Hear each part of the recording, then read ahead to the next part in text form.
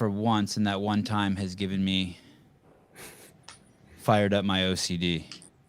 Does that ever happen to you, Alexander? Do you go by Alexander or Alex?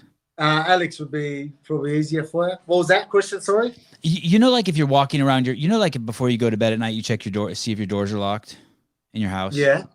And then like every night you do that. And then one night you go to the front door and you're pretty sure you locked it, but it's unlocked. And so then all of a sudden you have OCD now.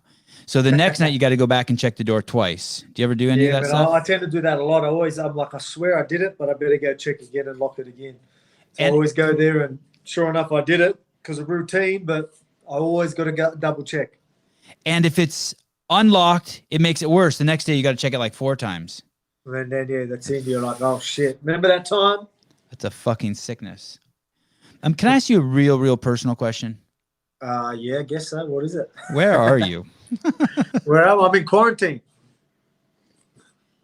Did I hear you right that if you, by the way, my name is Sevan. Sevan, how are you, mate? Good.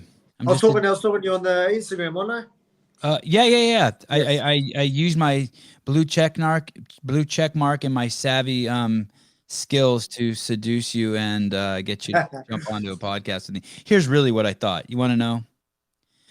This fucking guy is going to quarantine. He would talk to fucking anybody. I'm getting him. You onto it. I've got nothing better to do, mate, than chat. You know, I like a good chat anyway. I like to yarn. Good. Do you know Jack de la Magdalena? Jack de la Magdalena. Oh yes, the Aussie fella, yes. And that's how. Go ahead. Yeah, he was on the Dana White Contender Series. Yeah, I've watched him a few times back home. Live? He was good. Live? Oh, sorry. Yeah, no, I wasn't there. No, I watched that. Where were we actually? Oh no, I was home when I watched that. But that was before I headed over there. Okay. Oh, so but had you ever seen him fight live in Australia? Oh, I have actually. Yes, I commentated one of his fights. Oh shit! Man, at AFC I think it was, or Hex. Can't remember which promotion it was, but I remember watching him and then going, man, this kid goes well. He had a very well rounded, and I seen a lot of potential then. And now he obviously kicked ass on Dana White Contender Series. So good on him. Yeah, he's always supporting the fellow Aussies. Sorry, mate, I got this set up. I've got this because I've been doing a heap of media, and this is my spot. So I love it. Belt, I'm good with it. The Aussie flag. I love it. I wish I could ask you like a secret question that only me and Alexander knew to make sure to really prove that I'm talking to you. All right, yeah. I basically what I was going to say about that guy is one, we can talk about him because he's 171 pounds when he's sucked down. So I don't think you guys will ever be crossing paths unless you go up to your old weight. And I did the same thing with him. I saw he won the Contender Series, and I'm like, oh, these Australian guys are going into quarantine. They're for podcasters like me, shooting fish in a barrel, right? 2 weeks in the room. They'll talk to anybody. And he was great. He was a gentleman, and he's a savage. Yeah, no, he's a good dude. He's a good dude, and yeah, man, he can fight.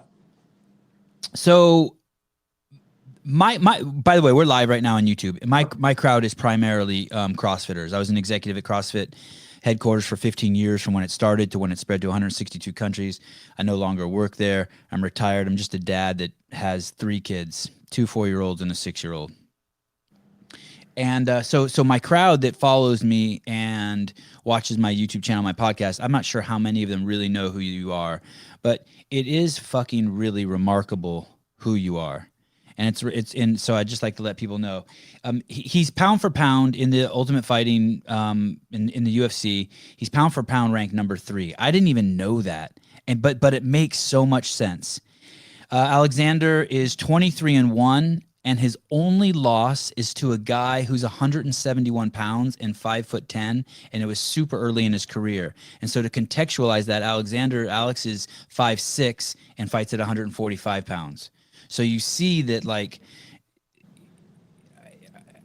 I mean, you could say he's 23-0. On top of that, there's only 4 guys in the history of this sport, and this is a hard sport, you guys. This thing is so damn hard. It's brutal. Not just the training, but the competition. And Alex is in a category with 4 other guys. He's in a category with Anderson Silva, with Royce Gracie, with Khabib, and Kamaru Usman. Is the only guy, one of only 5 guys in the history of the UFC to win his first 10 fights in the UFC. Fucking nuts. Nuts. It's nuts, dude. And then for those of you who are UFC fans, he beat Chad Mendez, who's a complete savage. And I got a question about that fight. Of all the people who've ever hit you, that one shot he gave you in the first round looks like maybe the hardest I've ever seen anyone hit you. And the fact that you won that fight was nuts. He beat Jose Aldo, who was considered the best of all time. And then he beat Max Holloway twice, who then also was considered the best of all time. And no one could dispute that. I mean, Max is just like was on another planet, and you beat him twice. And then you beat the young, unbeatable jiu-jitsu superstar Brian Ortega, and you beat him up. I mean, it's just not a bad resume, that one. Yeah. Holy shit, dude! It's nuts. It's nuts. Where's Josh? Someone in the comments just said, "Where's Josh?" So when I have fighters on, I sometimes have on my buddy Josh Bridges. He's one of the top 10 best CrossFitters in the world, former Navy SEAL, and he had to do a dinner tonight. That fucking knucklehead. He's like, "Hey, can you switch the interview to 6 o'clock?" I'm like, "Are you fucking kidding me? Hey, Alex, can you switch it from 8 to 6?" I'm like, "Josh, I'm not doing that." And he's like, "I got to go to dinner with my coach." He did his first amateur boxing match. And he's got to go to dinner with his coach. But I'm just like, you're fucking nuts, dude. You're missing your chance to meet Alex. So tell me. Oh, there he is. Look, a little homage to our boy Josh Bridges, and he sells some great coffee. Do you drink coffee, Alex? I love my coffee, mate. I'm a big coffee dude. Big coffee dude. So while we're in here, obviously we got a little pod machine here, but like I always got to get mine delivered. I'm a bit of a coffee snob, to be honest, but I do love my coffee. And what is your preferred go-to? Usually like cappuccinos or flat whites. I like the milk. I like my milk in my coffee, and I like them sort of sweet too. Oh, I don't do the sweet. Yeah, I've got a big sweet tooth, especially after my fights and that weight cutting and all that. I enjoy a sugar or two in my coffee. You fight at 145. What do you walk around at? Man, mate, it's changed over the years. It's changed so much. I used to get up to, what would it be? So I'm trying to think, because obviously I do kilograms. So I used to get up to 86 kilograms. I weigh in for featherweight, 66 kilograms, and then within a week or two, I used to get up to 86 kilograms. So this is how. And what's that? That is 180 over 185. So 180, we're doing 188 or something. I'll get to 188 like 1 or 2 weeks after 145. That's why I'm bringing that up, to just show you, like, that's how much I used to fluctuate. So much. It was pretty incredible. Now, like, through over time and, trying to look after my body a little bit better and not go as crazy, I tend to, usually stick around. I won't go any more than 170. So usually I'm a bit under that, maybe about 168, 166 to 168 is usually what I sit at outside of camp now, which is pretty good for me. But yeah. And you kind of have what's kind of funny is you kind of have a tremendous weight loss story too, even though I don't think anyone couches it like this. At 22 years old, you were kind of a rugby star. And you were weighing 214 pounds, 214, often reported as 240. Yeah. That changes. That number changes a lot, especially with Joe Rogan.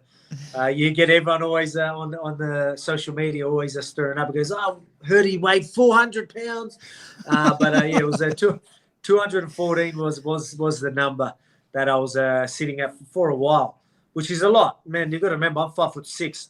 If I'm lucky, I'm saying I'm 5'6". Like, I'm talking, if I'm tight, if I'm been sitting on the couch and my back's tight, I ain't touching 5'6". I'm 5'5". But on a nice loose day when I've did a bit of yoga and stretched out, I'm about 5'6". So you could imagine me 214 pounds at like 5'6". That's I was as wide as I was tall, mate. Like I was literally just like a solid rock. But yeah, it's definitely changed. I did definitely look a lot different. My head was massive back in the day, but yeah, we've turned that around. Obviously, the whole lifestyle change, and obviously me just trying to be professional and stay a bit closer to my weight. Are you happier at I mean at 214 putting on your shoes must not even be fun, right? Yeah. Well, I used to play rugby league at that weight, so I still could move. I was still reasonably athletic for someone that size. But yeah, you know what I mean. Obviously, I feel a lot better now. And yeah, obviously, look and feel a lot better, eating better. So the fuel, the fuel to the body, right? I'm a professional athlete. We need to take that serious, and the nutrition is goes a long way, man. And you would know yourself, and most of your listeners would know that. Nutrition is everything, and you know what I mean. And over my last couple of years, we've really fine tuned that and make the results that you get. Not only weight cut, performance in the gym training. You know what I mean. And like I used to do whatever I could to lose the weight. Yeah, it was all about losing weight. Where now I've got a nutritionist on board. Performance is where it's at. We need to perform in the gym. Yeah, we'll get the weight down. We'll get it down, but we need to perform.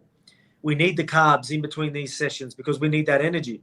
I'm busting my ass, like you know what I mean, like 2-3 times a day. And I mean, when I say busting ass, again, a lot of the CrossFitters like you would understand that. Like we bust our ass, you know what I mean. Not we don't take it easy, you know what I mean. So we need that energy, and I used to sort of neglect that because I was so worried about the weight. Where now I'm losing the weight, so I'm bringing the fat down, holding the muscle, and I'm performing as good as ever in between like in sessions and in between my recovery. Everything is just on point, and that's made a massive difference. I want to propose something to you. I don't want it to come across offensive, but I think one of the reasons why you struggled with COVID was because of the carbohydrates in your diet. And I'm not saying that you shouldn't eat them because, like you said, you're eating for performance. But I think carbohydrates. I think people who eat carbohydrates I think it affects their immune system like significantly. And then the other thing I think is because you push your body so hard, right? I mean, the weakest immune systems in the world are the Tour de France guys, right? Just living off of carbohydrates. But I mean, they're obviously skinny as shit. But I mean, you pushed your. Some people will be like, hey, this thing must be really fucking serious. Look at one of the greatest athletes walking the planet today, Alexander Volkanovski, got it really bad. And my thought to them is like, dude, he's a Formula One race car. He can't even fucking hit. If he hits a pothole, I mean, he's really pushing his body to the fucking limits. Do you think there's any truth to that? Oh, mate, there is truth. I don't know the science behind what you said with the carbohydrates, but then you're talking about it puts insulin in your bloodstream. And when insulin gets in your bloodstream, if all the white blood cells have trouble fighting anything, basically, there's a ton, the T cells and the NK cells, natural killer cells and T cells, the white blood cells. Every time you eat carbohydrates, or it turns to sugar, and then your body releases insulin, which is a hormone, into your bloodstream, and then it's like a traffic jam. It's like a traffic jam. Well, there you go. So yeah, like I'm not too aware of that, but I mean, but again, like obviously performance is important. But yes, what you're saying with me actually getting it, I was and like you just said, like training really hard. So I must have got in contact with someone or whatever it is that passed it to me. I was obviously not aware. I was in America at the time a week earlier than usual. So usually we go fight week and we don't need to train hard. But I was there 2 weeks before, so I still had my last week of training, which is my hardest week. Yeah, so we want to peak at the right time, right? So we were like absolutely putting that work in while my body was probably fighting this infection, fighting the symptom of the COVID. So that's why it ended up rattling me pretty good. Your recovery is insane, though. What's that? Sorry? Your recovery is insane. Yeah. Well, as in after that? I mean, look at you. A couple of the other guys who've gotten it in the UFC who are just amazing athletes also. The guy, the Russian guy who's the freak of nature, the guy who fights 171 and 185. Yeah, I mean, he got it and like it was retirement talk.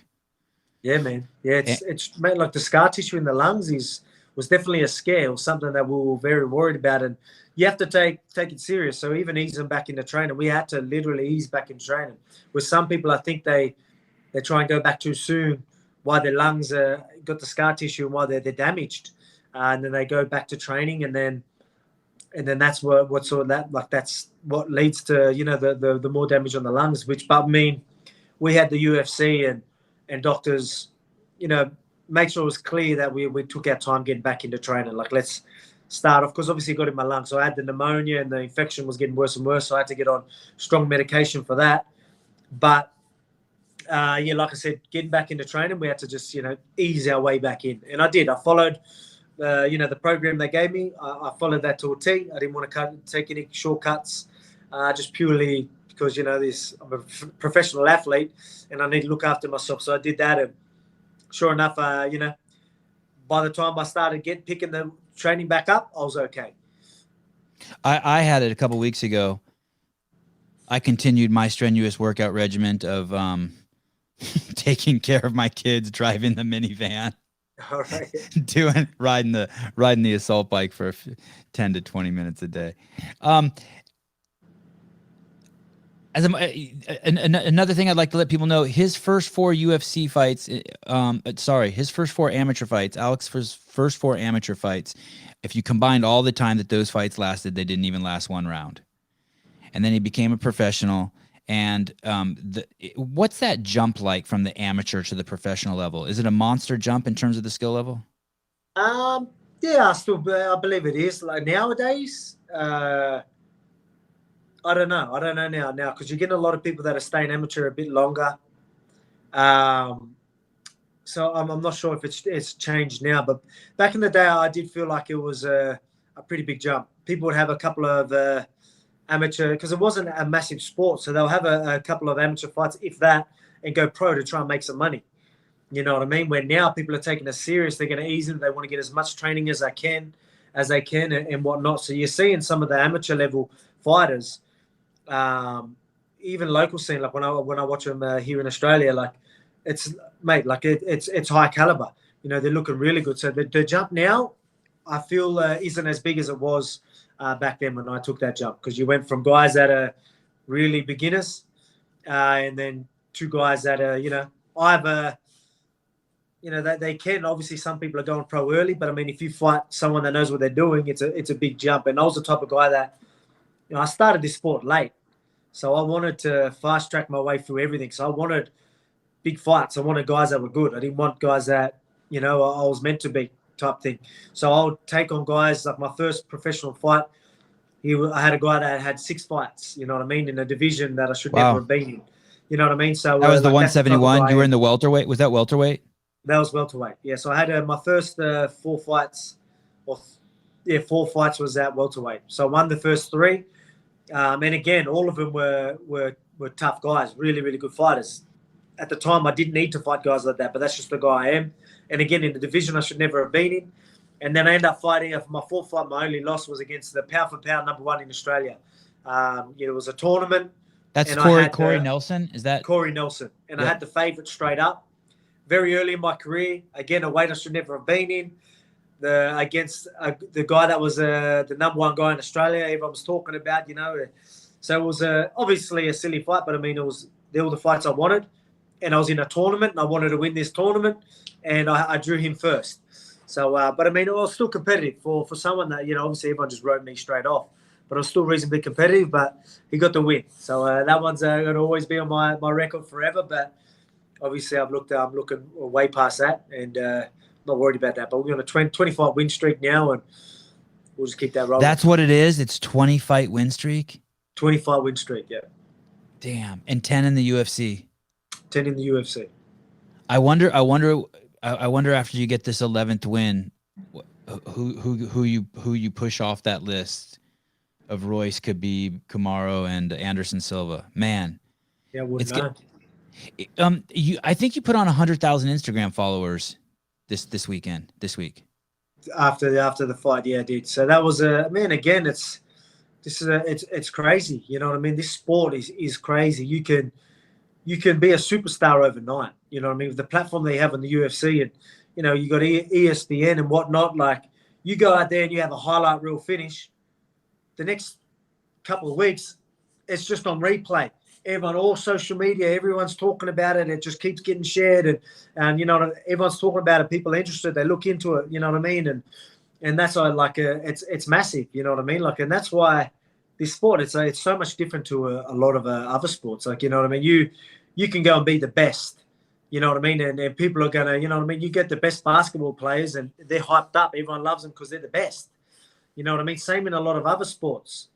You praise them for being the best, but I mean, our sport is a little different. It's you need to sometimes do more than just win. Do more than just be the best. You can prove you're better than these guys, but you don't do it in wild fashion. Some people they forget quickly, and you know, again, it's a little bit different. So, but I mean, that's just how our sport is, and you gotta understand that. I understand that now. So this last fight was I wanted to get the finish, but I wanted to go out there and I wanted to work. I wanted to entertain. I wanted to go out there, enjoy myself, and put on a show for everyone, which is sort of new for me, to be honest. But I enjoyed it. Absolutely loved it. Even them, everyone booing me, obviously I'm flying this flag through, and you know what I mean? People were booing you? A lot, yeah. Everyone was booing me. Everyone booed me, but I loved it, man. I absolutely loved it. Just everything about it. I didn't even notice that on TV. I didn't even notice that. It was loud. He definitely got the cheers, and I was getting the boos. But I mean, that changed at the end of it. It was nothing but respect for both of us. So that's how quickly you can change people's opinion just in 25 minutes. Sometimes I don't even take that. You had a tough road. I mean, I only know. I watch UFC every Saturday. I feel like you had a really tough road to hoe because Max Holloway was such a huge fan favorite. No one wanted to see him lose. He was so sweet. He was so cool. He was so kicked back. You know, he was just, and then you came in and you beat him. You know what I mean? You kind of beat like everyone's champion. And then you rematched him and you beat him again. And then Brian Ortega, the same thing. Everyone loved him. He was saying all the great shit, but then something happened in The Ultimate Fighter. I don't know what happened to him. He wasn't the same guy that like we had been introduced to by the UFC for all the years prior, before he was all about helping the kids and the humble guy. And then all of a sudden, and I had never watched The Ultimate Fighter before. This was the first season where I watched the whole thing. And I was like, holy shit. Like, and that's really when you won my heart in that show. And Brian I don't think he did himself any favors. Like, I mean, I know it's just TV. I know it's just, but either they edited it that way, but I don't think he did himself any favors. And by the end, I was like, holy shit, man. Like, I think I'm jumping off I think I'm getting on the Volkanovski train. I mean, I'm just telling you. Yeah, it's a tricky one. It is a tricky one. So that's something that had me thinking the whole time as well. I was like, while we're doing it, you know, he doesn't like confrontation. He's not good under confrontation. Mr. Ortega. You know, Mr. Ortega. He doesn't like it. That's why he's never been the type to do it. And obviously we were trying to have a bit of fun with it, and I was trying to stir the pot and have a bit of fun with it. So I'll put him under the pump a little bit. And, you know, he would probably just try and say the right thing at the time and end up, you know, sounding pretty douchey. Yeah. And like some people just didn't like it, you know what I mean? But whether I had a lot to play with that, you know what I mean? Obviously, I was trying to stir the pot in his head, trying to split him and his team and, you know, just, again, play the games and do all that type of stuff. So whether I played a big part in that, maybe. I'm obviously looking for things to dislike the guy and all that, you know what I mean? I don't usually do that. This time I did, you know what I mean? Just to just build some fire, anger, and, you know, build up some hype. So it was definitely different. But, I mean, again, I said some things. You know, he tried not to get too caught up in it while we're doing the press conferences and all that type of stuff. Most words were said on my half.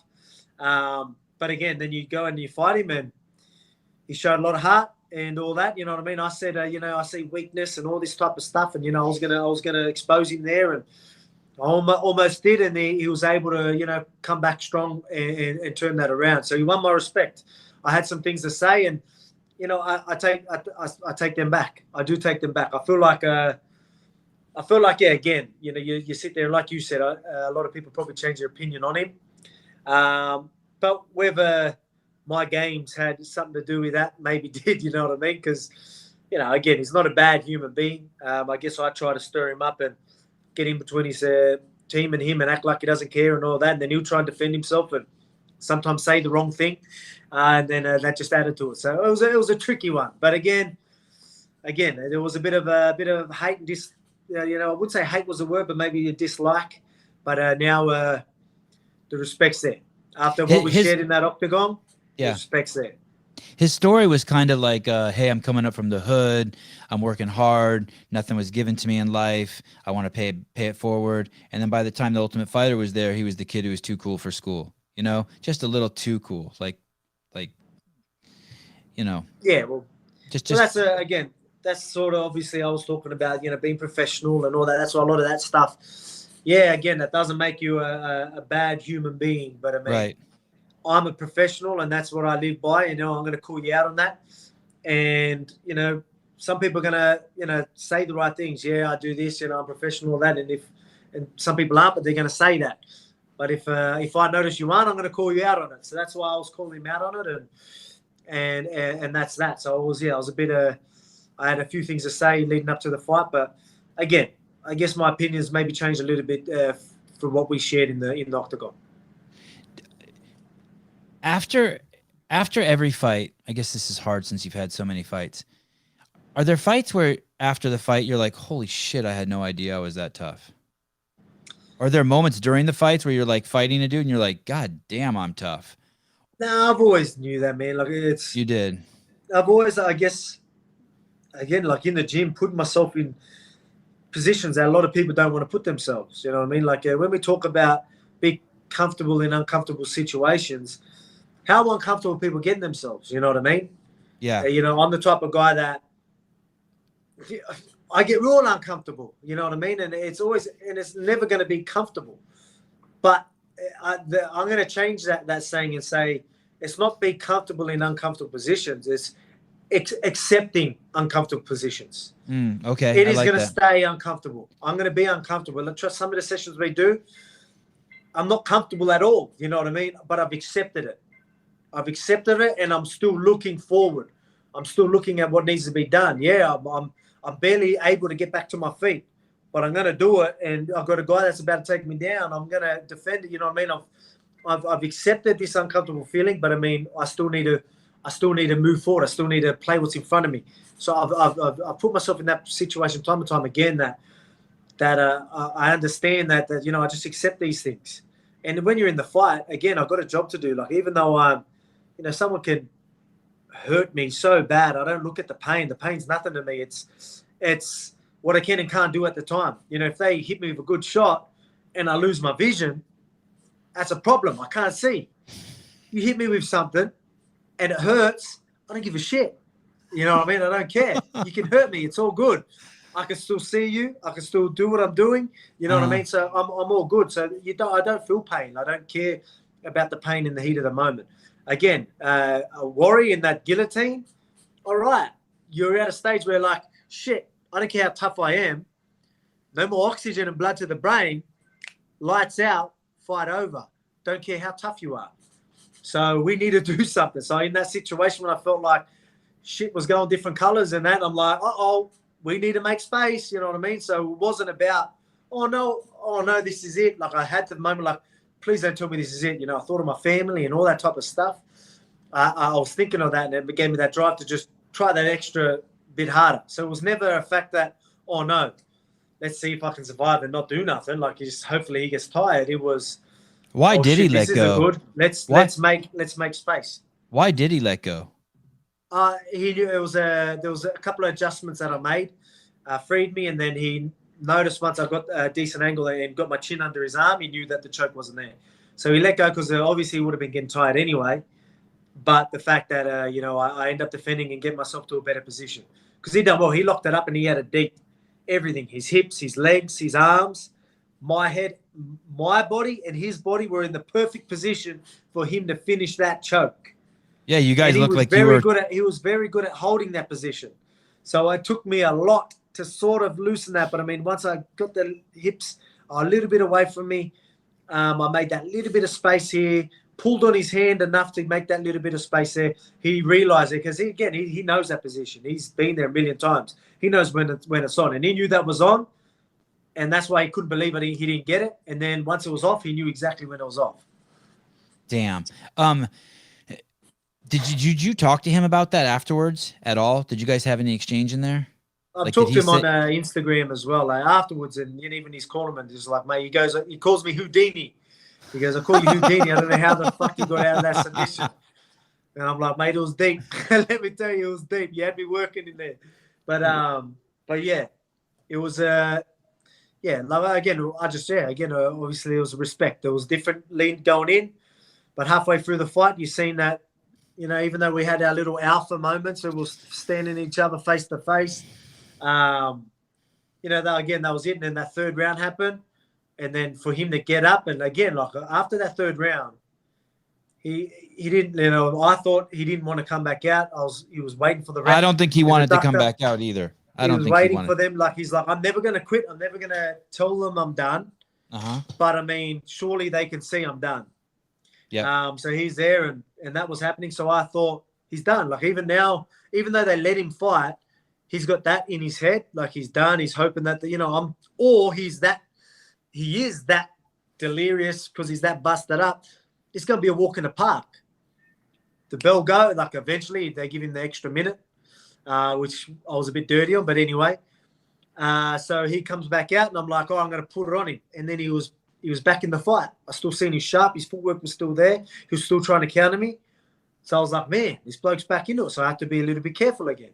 So it was, and then after the fourth round, same thing. Thought he was done. And then he comes back and probably stronger than he did in any of the other rounds. So damn, that's what I mean. He ended up earning my respect as the fight went on.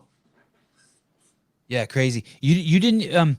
Let me ask you this. You're not going to want to answer this, but would a lesser have man tapped?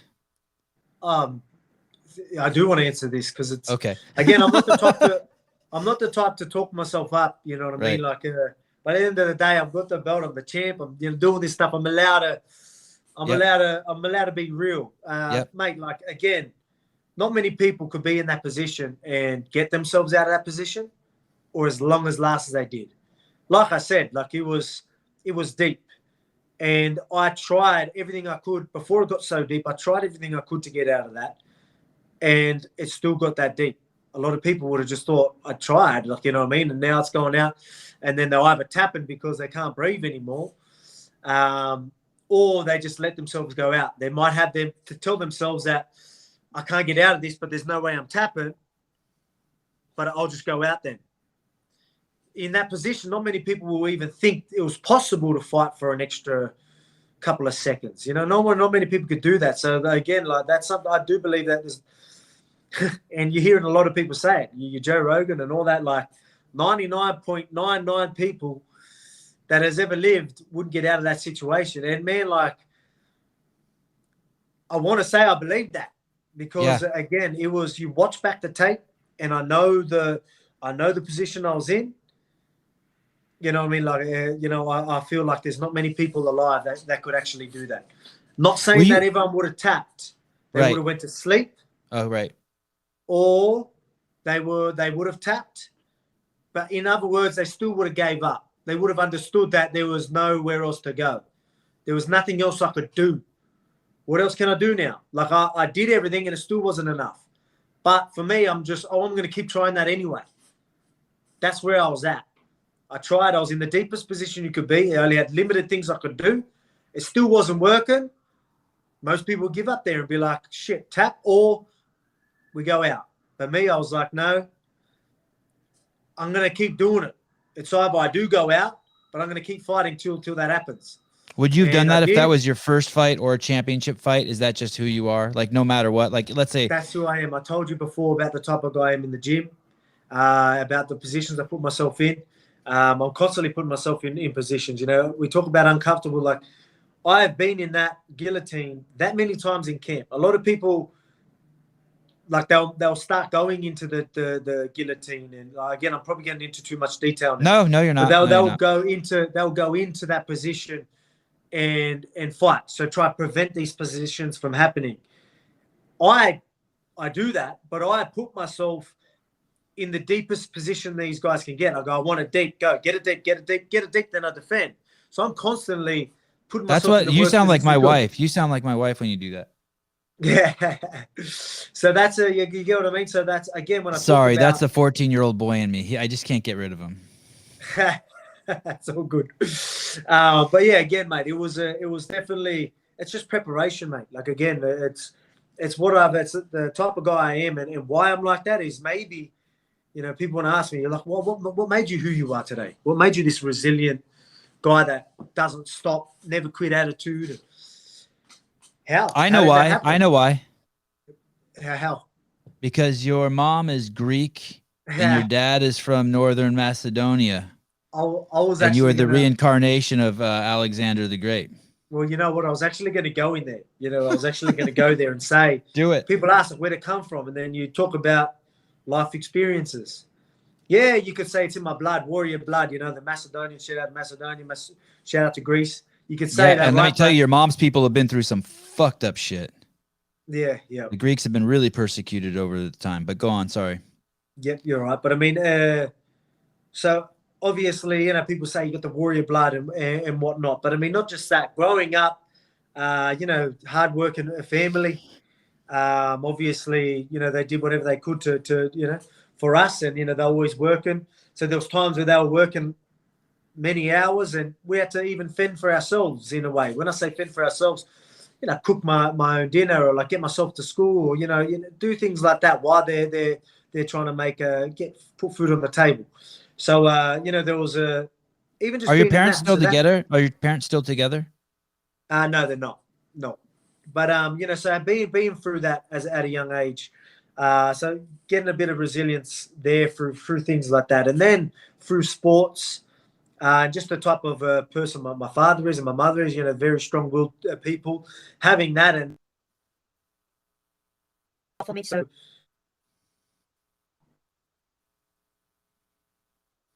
I have to say, it was before I started sports. Something was built in me.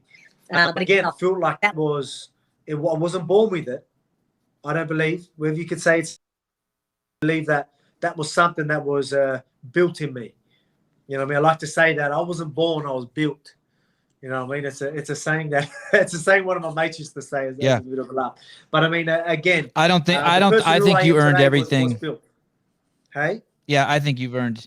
It's from the little bit I know about how human beings become. The talent is a bit of a myth, and I believe that you've built everything. Now, of course, there's genetics: 10 feet tall, 6 feet tall, 4 feet tall, but yeah. I mean, it's clearly your work ethic. At 12 I'm trying to get is that better? It's just get blurry for some reason, my phone. Oh, well. Trying to get the focus back in. Oh, yeah, you look good. Okay. I think what happened is our internet connection, something happened to your internet connection. So it down-resed or something. Juan Lamb made a comment. What the fuck? How did Sevan get Volkanovski in here? Hey, Juan, how about you eat a dick? Next question. There's actually a bunch of nice comments. I just like yelling it to people in the comments. Tons of positive stuff. The champ is here. Amazing work. Thanks for coming on the show, Alex. So tons of great stuff. At 12 years old, you won the Greco Roman wrestling national title. Tell me about that. How do you do that at 12 years old? How did you get into wrestling? Tell me about that, kind of that journey.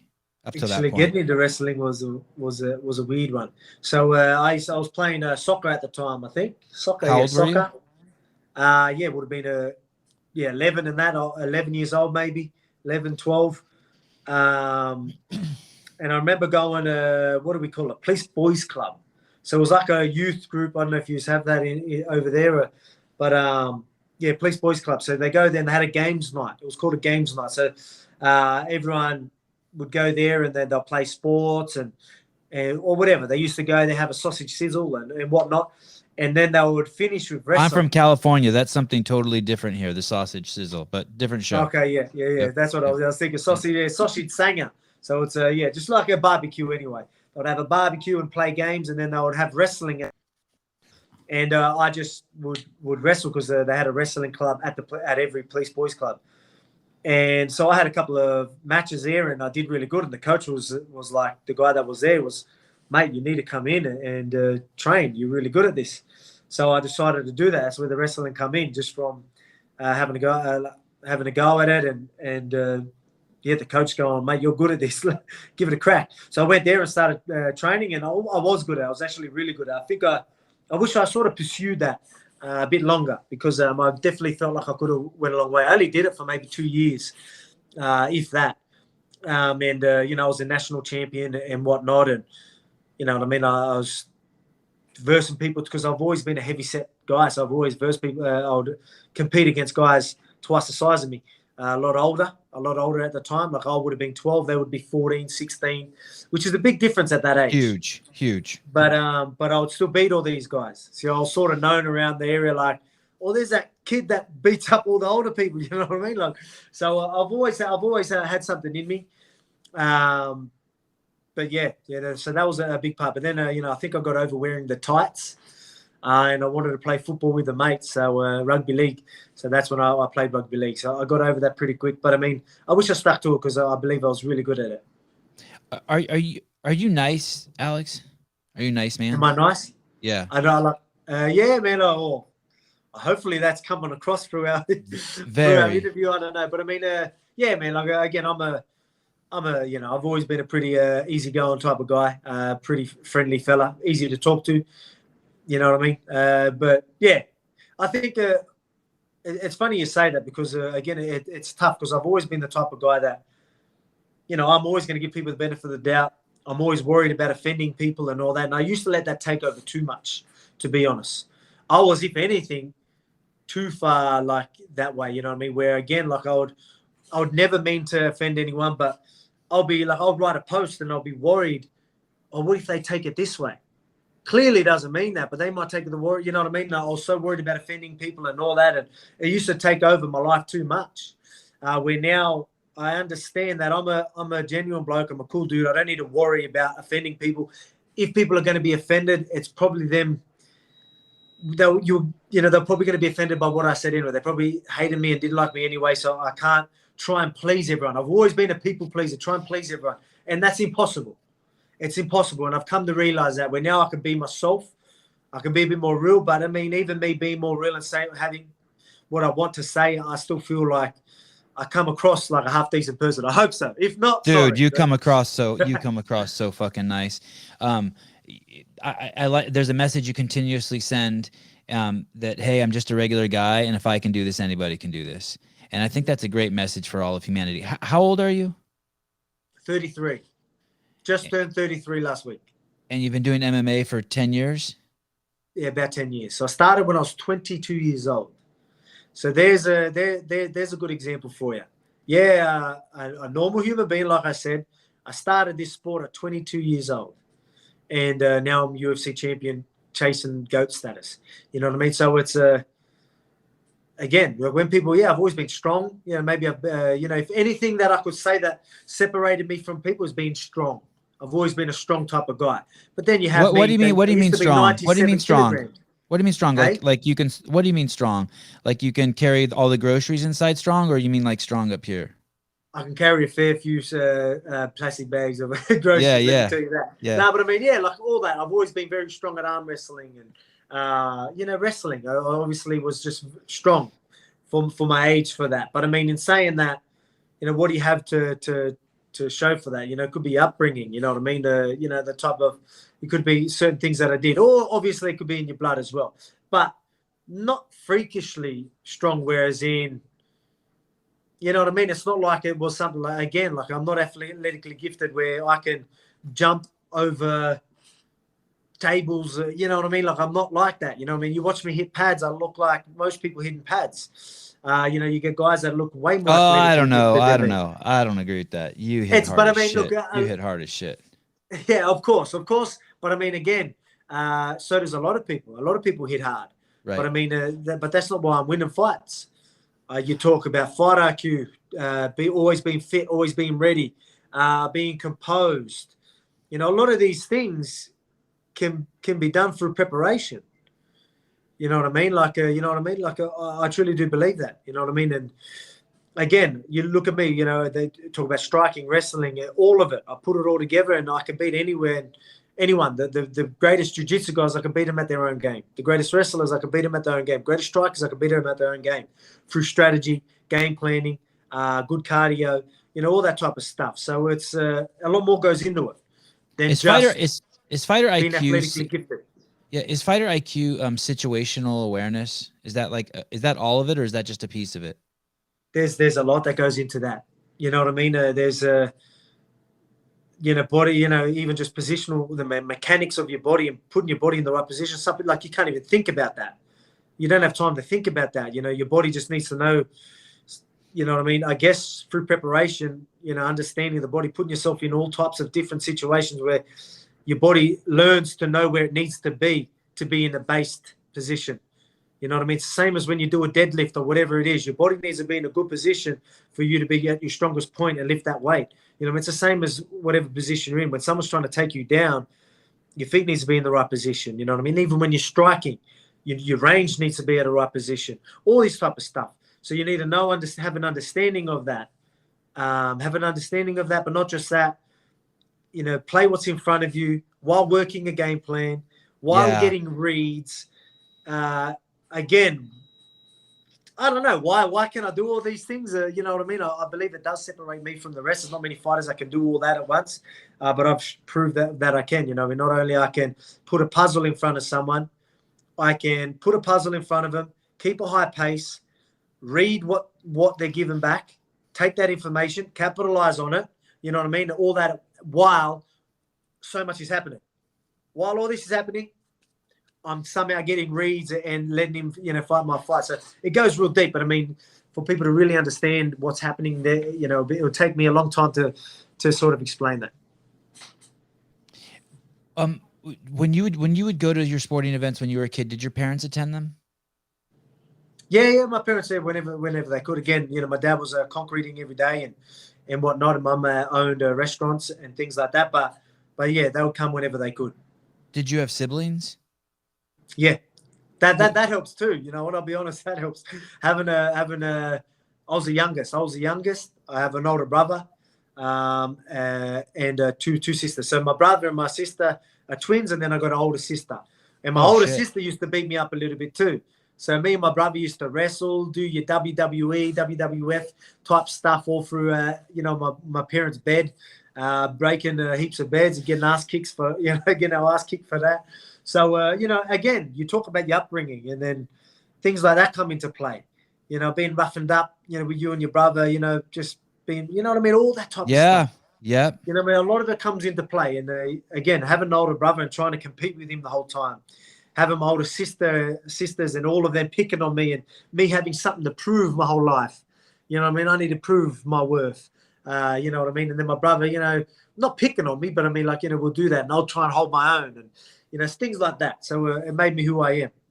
Is there anything, any deeper pathology or something that's really driven you? Like someone passed away or someone called you a name or the principals told you in front of the whole school, Alex will never amount to anything. Is there any memory that you're like, I'm going to fucking hold on to this thing and drive this thing to the end? Like just some, like you mentioned, go ahead. There's one and there's no malice behind this. There's no, there's no anger towards them. But I had obviously people that cared about me and my wife, me and Emma. And Emma would have her relatives, not even her relatives, close friends of ours, while I was chasing the dream, right? So while you're chasing the dream, let's remember this sport ain't financially forgiving. You know what I mean? It's not, especially when you're going through the local scene and on your rise up. So we were struggling. There's a lot of sacrifices made for me chasing this dream. And you would have a lot of people that would talk to the wife and even myself, how long are you going to chase this dream for? You know what I mean? You can't live at your parents' house forever. You've got a kid, your daughter, you know what I mean? When are you going to get a real job so you can look after your family? So these people were saying this because they cared and not having an understanding of what I'm capable of not even knowing the sport. You got to remember that at the time the sport wasn't that big in our country. So they're like, what sport is this? You haven't made it yet. How long are you willing to chase this? How long are you going to, willing to, I was renting my house out while I lived at my parents' house, you know what I mean? And things like that, just to chase the dream. I know. You know what I mean? How are you doing this? How long are you going to do this for? So again, they're doing it out of love. But I was like, I never took offense to it, but I was always like, you'll see. You know what I mean? So, yeah. again, it wasn't a like, fuck you, I'm going to prove you wrong. It was more just, I understand you're caring, but you will understand soon. You'll So you understand used soon. it as healthy pressure too, I guess. You used Yes, it to be exactly like, right. Healthy pressure. I would even do that. And I'll tell myself that. And I use that. I'll be like, I'm going to be in the UFC by the time I have my firstborn. You know, I'll put pressure on myself. I'll do things like that. I didn't do that. That killed me. Absolutely killed me. I was, I wasn't in the UFC. I made a promise to myself I'll be in the UFC looking after my firstborn child. It didn't happen. Shit. You know what I mean? I got did some you work ever to do, say that what I out mean? loud, or was that just in your head? Did you ever say that out loud? No, to myself. That was in my head. Okay. You know what I mean? That was in my head. I might have mentioned it to the wife. I was like, we need to be in the UFC. But you know what I mean? It didn't happen. But again, there was moments where you're like, man, what do we do? So there was times where I was like, all right, I'm going to have to do both. I need to work now. I need to concrete. So I was concreting and being a world champion outside of UFC, waiting for the UFC contract.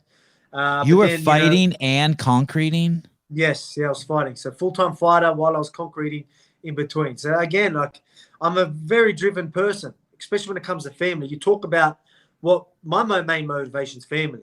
Yeah, I mentioned about that was a moment that I was like, oh, I'll show you, but my real drive is my family. So again, like I've got a family to feed, right?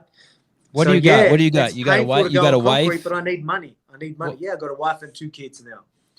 So, but again, sacrificed a lot, stuck to it, believed in myself. Luckily, from the support from my wife, she believed in me, and we chased the dream.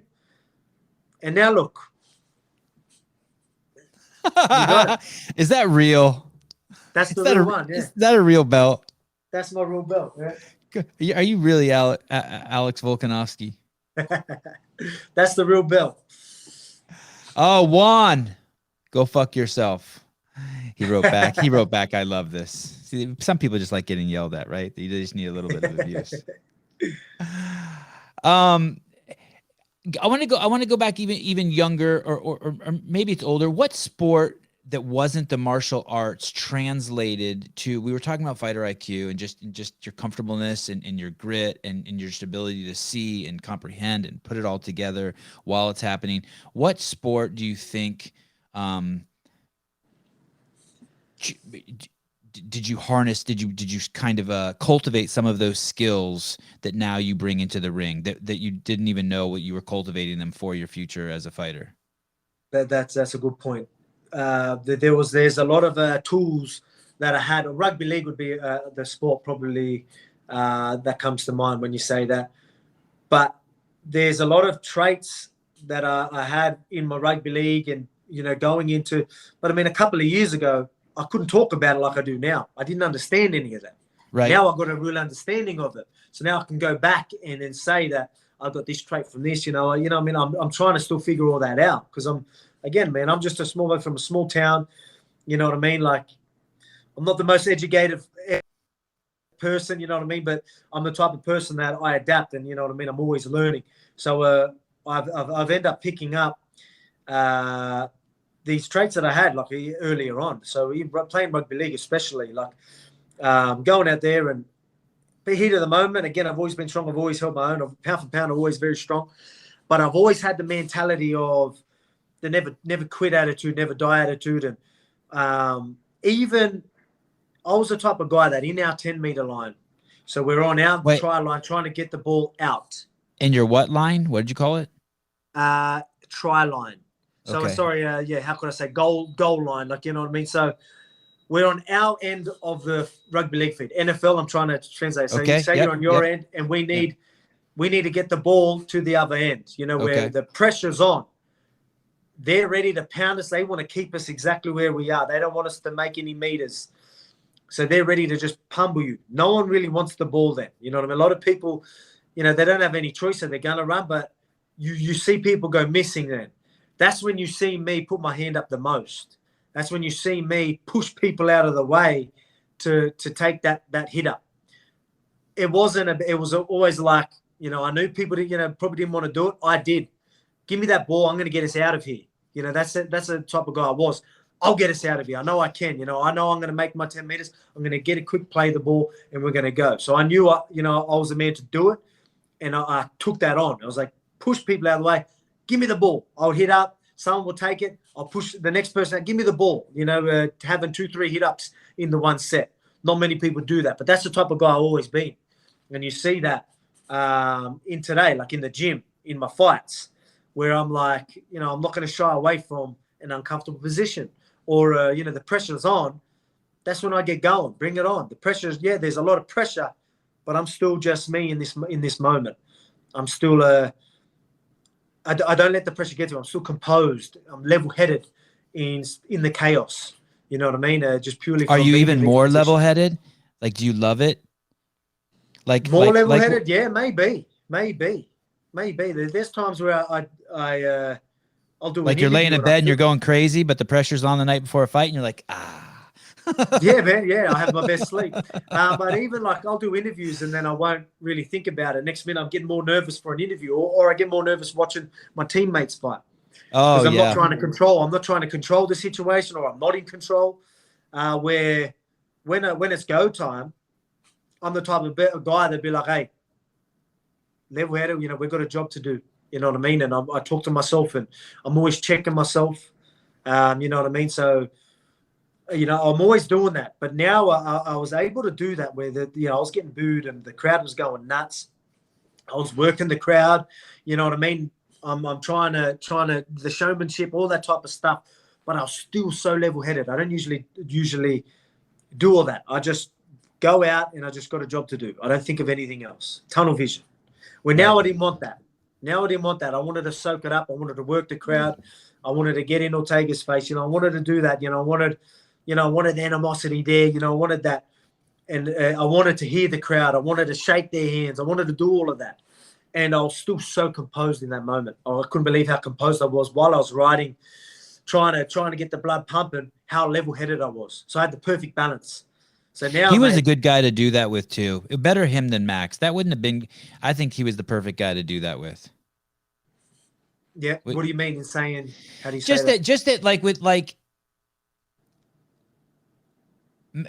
I was saying before, Max was like the darling of that division. Like he had really cemented himself. No one thought he was going fucking anywhere, right? And then you come in and fucking get him twice. And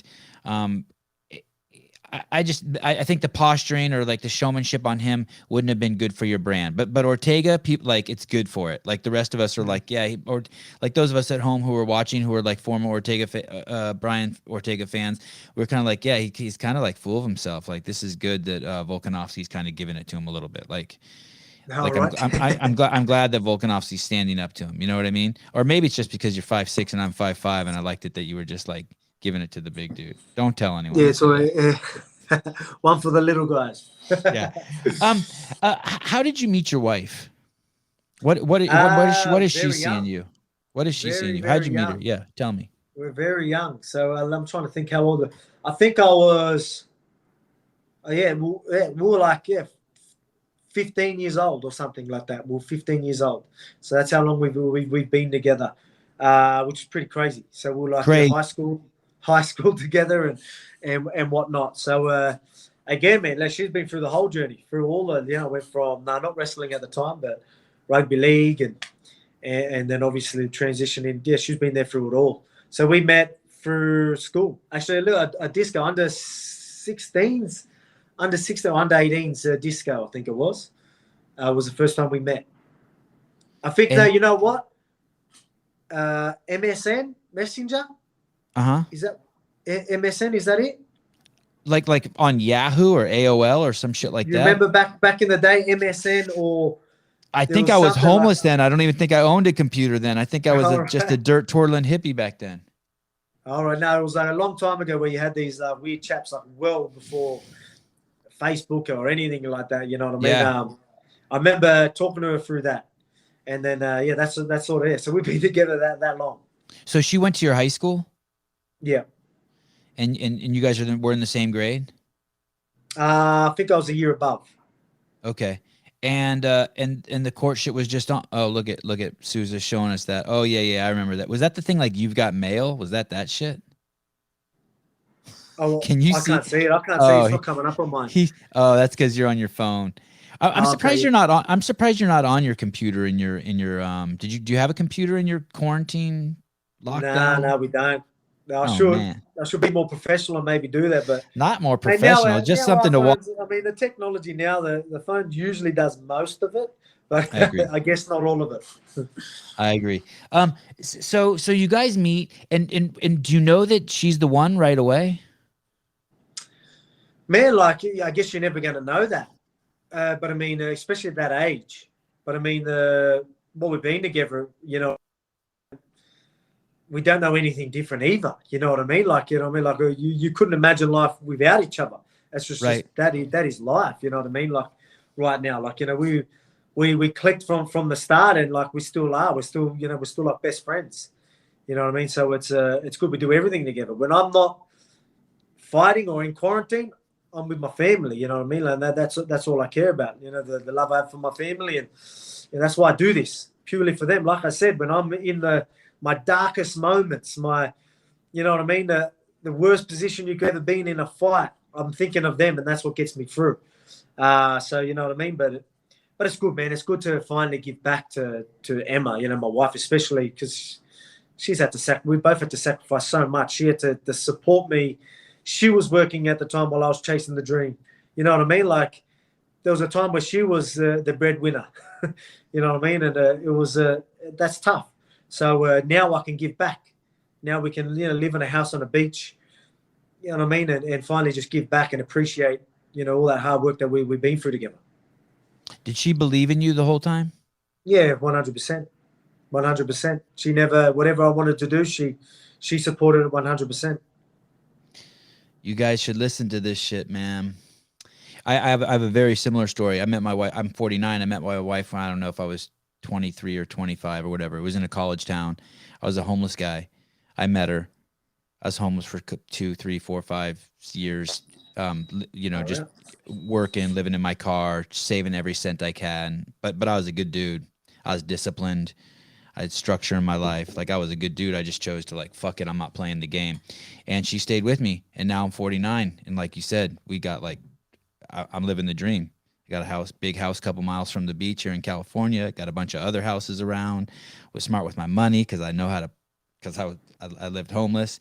And I got a woman who stayed with me from fucking me getting clothes out of the free box to flying in the G5 to Hawaii together. So it's like, there's really no one you can trust more. And I do believe, and I wonder what you think about this. I do believe that one of the crowning achievements of my life is my relationship with my wife. Like it's not easy. I don't mean to say it's bad or it's hard, but it's just not easy. I don't want to say the opposite is that it's hard, but like it's an achievement to get along with someone for so long and to stay in love. I mean, and it's worth it. It's worth it. Yeah. For sure, especially when you've been through so much. Yeah. You know what I mean? And again, right now we're at a stage where, again, like I feel like I can give back so we can appreciate it. But yeah. I mean, I lived with her. I lived with her too. She got an apartment and I was living with her, and she's paying all the rent and all that shit before my shit exploded. Yeah. So right now I've been champ through COVID. You know what I mean? Like COVID took over my champ like reign right now. You know what I mean? So she hasn't been able to do the,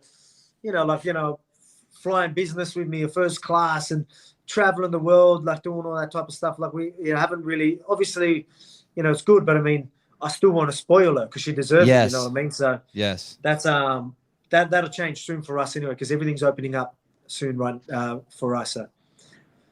Your country will be locked down forever, my friend. Mate, I'm sorry to tell you that. They've built a plan for you with no exit strategy. It is. Right.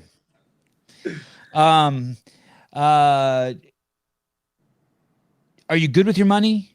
Are you thinking of the future? Are you like, God damn, this is going to be awesome. I'm going to save every fucking penny. I'm not buying a new couch. I'm not getting that fucking Lamborghini. I'm going to be so fucking smart. Or are you like, fuck it, I only live once. I'm getting it all right now. We've got a good balance. So obviously you've got to invest your money in the right places and be smart with your money. But you know what I mean? We want to take advantage of what we have right now as well. So we've got a good balance. We could do better with the saving, but I mean, that is something that we obviously look heavily into. And I'm planning on being champion a long time, but that's not good enough. The money we have now, we need to be clever with. We need to have some things to fall back on, which obviously we are doing. Yeah, I'm so happy I did that. I'm so happy because basically what happened is I ended up losing my job. This fucking whole pandemic came. I'm watching the whole world fall apart in front of me. But for the last 15 years, I just lived on 25% of my income. So the other 75% I invested, and it's like, holy shit, this is dope. Last 2 years have been the greatest 2 years of my life. It's been just crazy. And I have two 4-year-olds and a 6-year-old. So it's just been, I've just been Twins? Yeah, I got twins. Okay, Yeah. Yeah, like I was saying, my brother and my sister are twins, yeah. How was that? I know this is a whole different conversation, but how's the twins? It's like it's one of the greatest things ever. If I had the one kid first, and then I had the twins, and we started so late. We never thought we were going to get married. We never thought we were going to have kids. And then finally one day she was 39 and I was like 43, and she's like, "Hey, I want a kid." I was like, "Yeah, I can do that for you." And she had one, and then I'm like, "Holy shit, I'm a dad. I need 20 kids." So then we had 2 more, but 2 kids is it's like getting 2 puppies at the same time. You see shit that no one will see if you just get 1 puppy. Do you know what I mean? Or if you have 2 cats, like they do crazy shit together. Like they fight over the ball of yarn, they flip around. I mean, it's just nuts. It's nuts. And I'm taking them to jiu-jitsu tournaments now. We did our first 3 tournaments in the last 6 months, and I'm just loving this, homeschooling them so I can be with them 24/7. Kids are great. I see you spend a lot of time with your kids, and how many times have you said in this show that, "Oh yeah, look there's my boys and their Garth Taylor jiu-jitsu." Oh yeah, he can't see it, Matt Souza. Thanks for trying to show off for me though.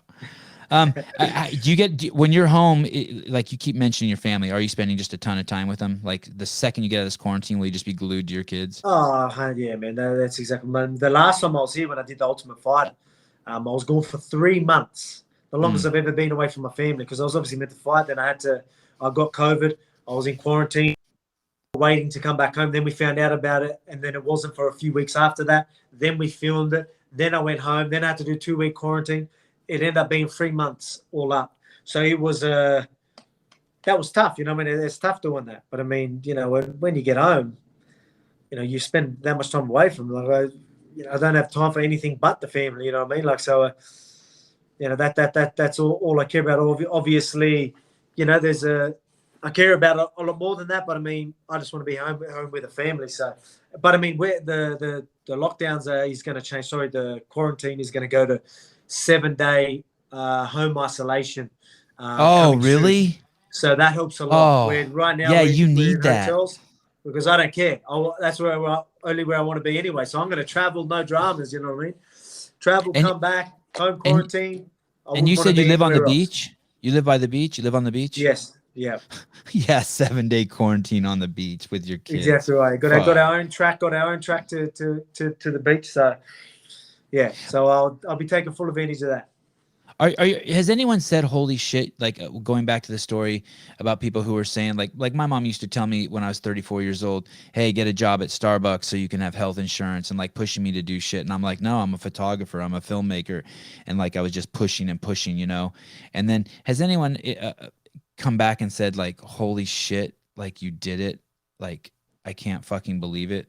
Like in your family? Like are they just tripping on you? I don't know, man, because it's why you're going through it. Like you go through the process with them. Yeah. So it's hard. Obviously, you do meet people that probably like, "Man, I can't believe." I remember, they remember well before I was champion, or me chasing the dream. People will bring it up. I haven't had any of them moments. Like I said, how I was telling you about people out of just purely caring for us. When's he going to sort of give this up? I don't think we end up having a follow-up conversations about that once I was champion, because I guess they got to see the progress. Right. They seen my first fight. They Right. seen me win. They seen the hype around just that. Then they saw you win $500 to $500,000, and it was in small increments. Yeah, exactly. And then they're like, "Oh, I get it now.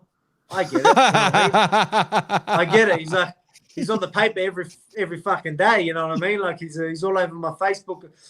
Fight day, literally I could just imagine their Instagram or like, you know what I mean? The back home, the support's incredible. So like, that's all they're seeing. So now they're like, all right, I get it.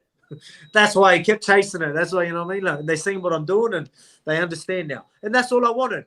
It was like I told you, it was just me want to be like, I get it, but look, I'll show you. I'll show you that I'm capable of it and why I'm doing it. And like, again, it was never like, haha, I told you. It's just, there you go. You get it? You get it? Sweet. Now you get it. What else can you do? Like, you beat everyone up. I mean, like who else can you fight? I mean, obviously Henry wants to fight you because he wants to get the payday. I'm guessing, and I'm not hating on him at all for that. And you can see Dana, from what it looks like, just from an outsider's perspective, Dana's playing him good. Like, you want to jump and cut in line, like just working the press machine. But I'm like, I mean, does Connor have to come? Like, who can fight you? Does Connor have to come back down to 145 and fight you? Like, who is there for you? I'm just looking at it. I mean, are you going to fight Cater? I mean. Well, like, again, we need to let this division sort itself out, right? So that's something, and then you do have that. You've got Max and Yair Rodriguez fighting in November. Obviously, I've already taken who's fighting in November? I'm sorry, say that again. Yair Rodriguez and Max Holloway. Oh, right. And they're fighting for the number one contender. So the winner of that gets he gets a third shot at the title. Which I know some people would look at that and be like, "What? 3 chances?" But again, like he's going back and he's taking out the number one contenders. You know what I mean? He's competing again and showing that he's still the number one guy. We obviously, our last battle was a close one. People are still talking about it and people carrying on about it. So, you know, people still feel like there's unfinished business there. So there's still hype around it. So again, and I just want the big fights. I want the big fights and the toughest fights. And again, we talk about legacy. I'm doing this for my family, but legacy, you know, you build a legacy that sets you up, set your family up for forever. So I'm all in. I'm all in on the legacy now. So that's why, you know, I want the big fights and money fights. You know, you want guys like you go out and beat like Chad Mendes, Aldo, Max 3 times, Ortega. You know what I mean? Like, how can they take the GOAT status away from you? You know what I mean? That's your GOAT. That's you number one pound for pound. You know what I mean? Like, again, like you have these big fights, keep taking out these number one guys. And, you know, again, people are going to, I guarantee you, once the fight with Max, Max is going to do in this time, you know, there's going to be a lot of hype and all that. You go there, silence it again, and then people are just going to go, wow, this kid is unbeatable. Number one pound for pound, you know what I mean? Then you talk about your legacy. So they're the fights that are going to do it. Even though I've done it twice, I just need to do it in better fashion than the next time. And then, you know, that's when you're gonna really, you know, again, like I'm the type of guy, I'm a realist. So I feel like being a champ for 10 years like Aldo, you know, you're going to have off days. You know what I mean? I don't know if we already talked about this. You're going to have off days.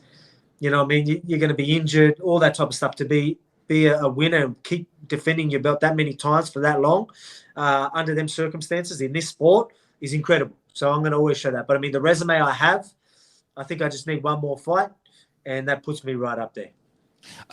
I think what happened to Yair? There was tons of hype around him, and then he vanished. Did he pop for drugs, or what happened to him? He vanished for a while. Do you know?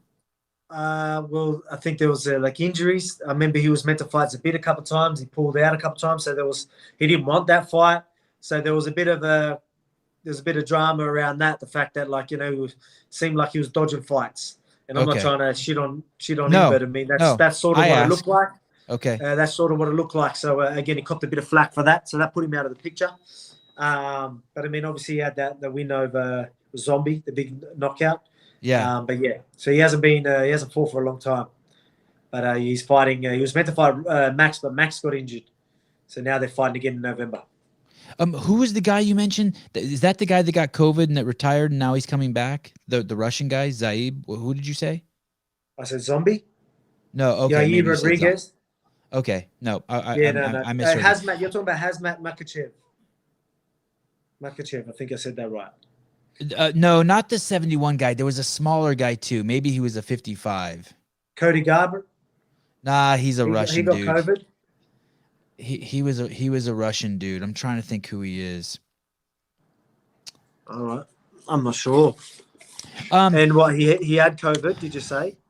I'm thinking he had COVID, but maybe I'm wrong. There was a little Russian guy. There was a guy, you know, like I don't know if he's a 55 or a 45 or he's a Russian guy, and he tapped. He basically set him out of the UFC, and he was like super duper promising. Maybe he was even 135. And then recently, there's talk about him coming back.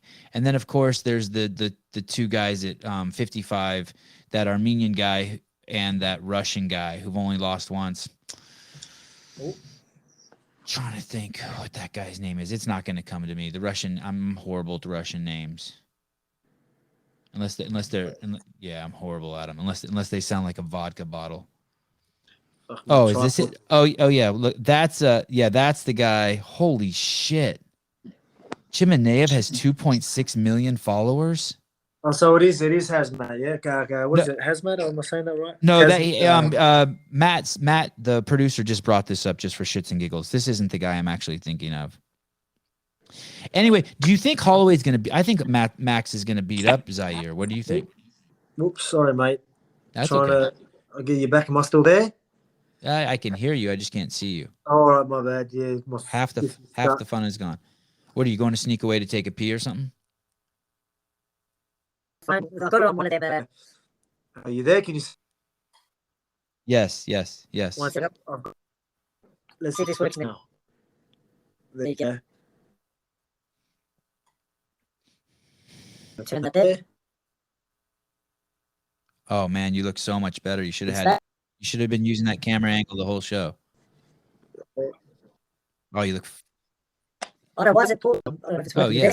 No, my God, what's going on? You're good. You're good. I can hear you good. I can see you. You're just like, it's like I'm on acid. Did you ever smoke cigarettes? Nah, just lean it up against something. Don't do that. You're the champ. You shouldn't be holding shit. Really? No cigarettes. You can turn the phone sideways too.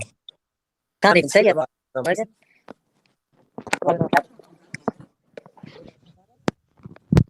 I can still hear you. You're good. You can turn the phone sideways too. That's fine. I wonder if we did the rest of the show sideways like this, if my neck would start to hurt. Uh-oh. And he's gone. You think he'll click the link again? God damn it. Hey, guys, listen. I'm thinking about putting out the phone number so one of you knuckleheads can call in and talk to him. Should I do that? I have it all queued up. All I have to do is hit return on the keyboard and the phone number will pop up there and one of you guys can call in and talk to him. I bet you he's going to click the link and call back. What do you think, Susie? You think he's calling back? I can't hear you. I think he just I think he had to take a leak and he's just making that shit up. Man, he's cool. He's coming back. I think he is. Me too. I think he's coming back too. I can't tell who I think's cooler, me for getting him on the show or him. Oh, and you know what's fucked about that is I'm saying it to the guy who actually got him on the show, Matt Souza. What a fucking selfish asshole I am. No, man, I just laid it up. You queued it up. I laid it up. You laid it up. You alley-ooped that shit. Yeah, that's what I'm looking for. I'm looking through the comments here. I can't tell if I'm offended by this Juan Lamb guy being like, holy shit, how'd you get Volkanovski? There was a couple of those. Juan, I'm wondering the same thing. But I gotta act cool. Why can't you act cool? Why you gotta be like, I can't believe you have Volkanovski. Why can't we just be cool and just roll with it like it's normal? I think they're shit. Not at us. Oh, that was fun. That was hour and 18 minutes. He seems like a great guy. Hey, maybe that's an excuse to get him back on after his next fight. Be like, dude, you hung up on me. That's fucked up. Yeah, I think he just was. I guess he's just gone, huh? Jeff, you have twins? Did I know that? I talked to you so much. How could I have not known you have twins? I know you're old, and I know we argue a little bit in the DMs. I know I like you. But I didn't. Did I know you have twins? I'm so sorry.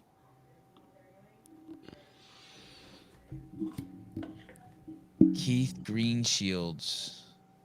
Oh, Keith, you're going to love this. Tomorrow morning, I'm doing another podcast with Matt and Josh. You're going to love it. Get out your tub of Vaseline and get ready for that one, Keith.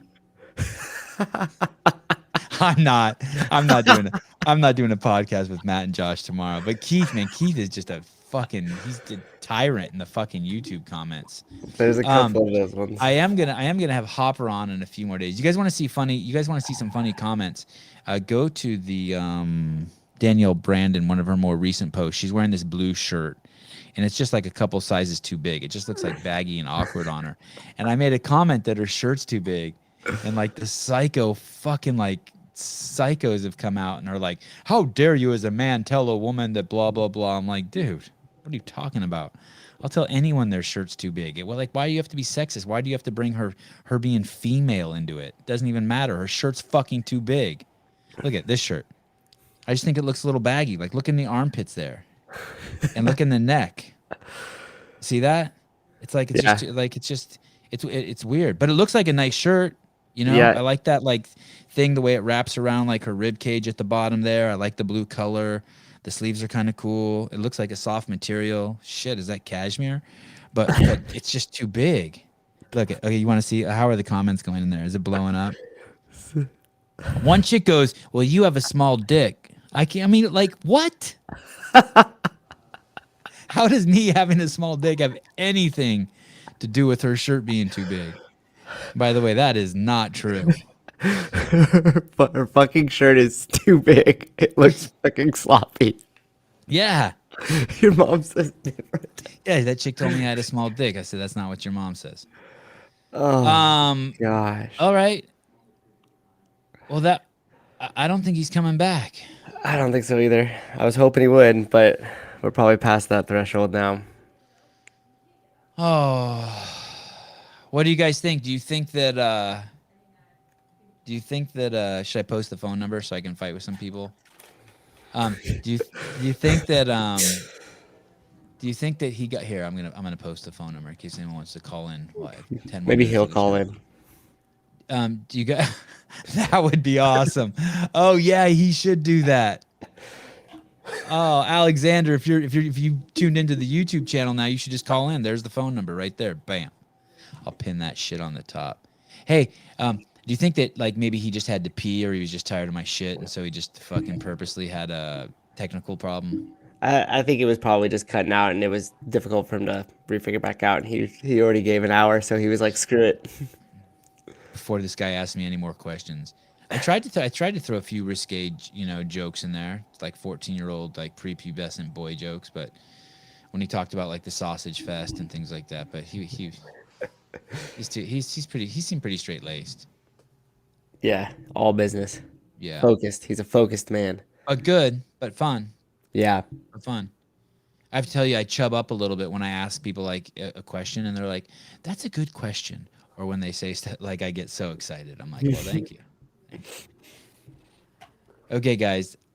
Thank you everyone for tuning in.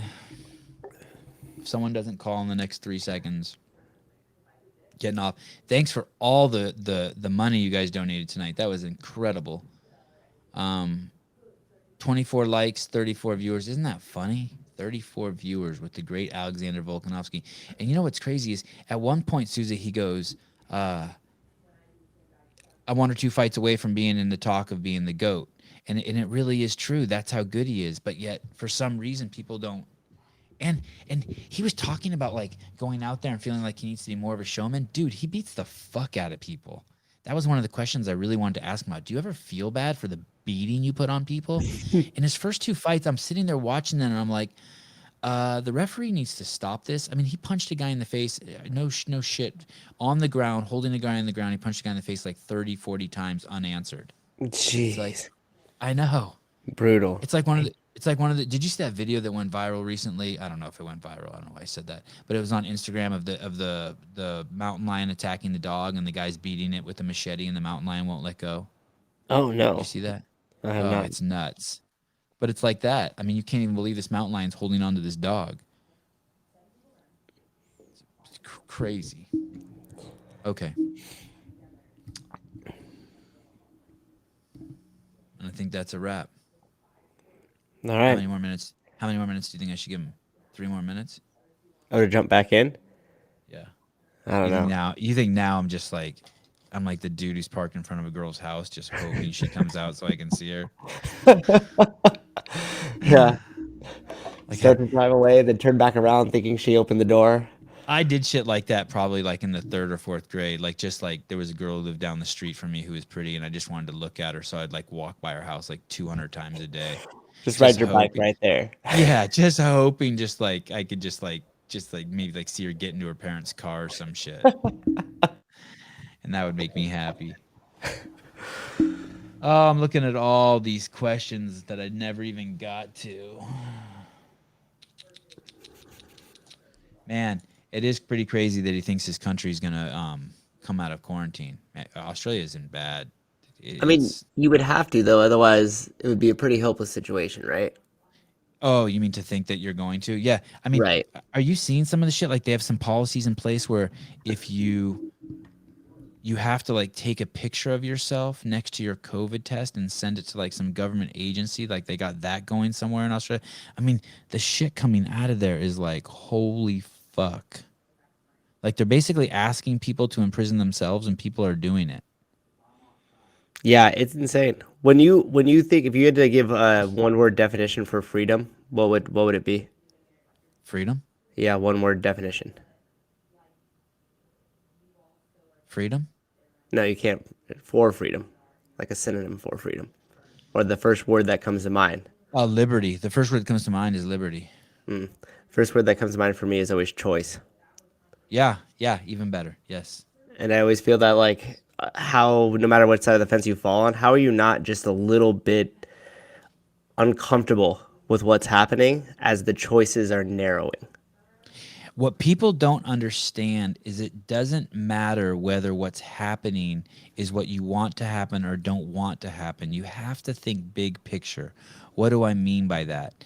You don't want to even if you are pro-life, you have to think of the implications of in the bigger picture of putting a law on someone's body, prohibiting someone from doing something with their body. It's always a slippery slope. It's the same thing with hate speech. You cannot get rid of hate speech. Why can you not get rid of hate speech? Because it's a slippery slope. And we know how stupid we are. What you think is hate, I think is love. What I think is love, you think is hate. That's why, like, you have to think big picture. You can't be like, well, I like that law. It works for me. You have to go, like, bigger picture. Does that make sense to you, Sousa? Do you see what I'm saying? Do people Absolutely. understand that? Absolutely. You got to see the 30,000-foot view. And I think sometimes people get too caught up in the mundane and what's right in front of them, and they're almost complicit. I mean, you see it in lifestyle choices. It's complicit. And then to act against these things, it's easier to go with the flow. It's easier to stay sleepwalking. I know people think this isn't a possibility, but if you coerce people into taking an injection today, it will be cutting their balls off tomorrow. It will be some sort of other medical procedure. It always works that way.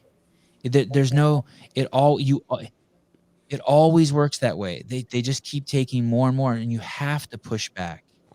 You have to push back. You can't, even if like you're like so like over the top pro vaccine. Yes, this thing is the godsend. You cannot be like, you can't force people to do it, because something bad is going to be forced on you eventually.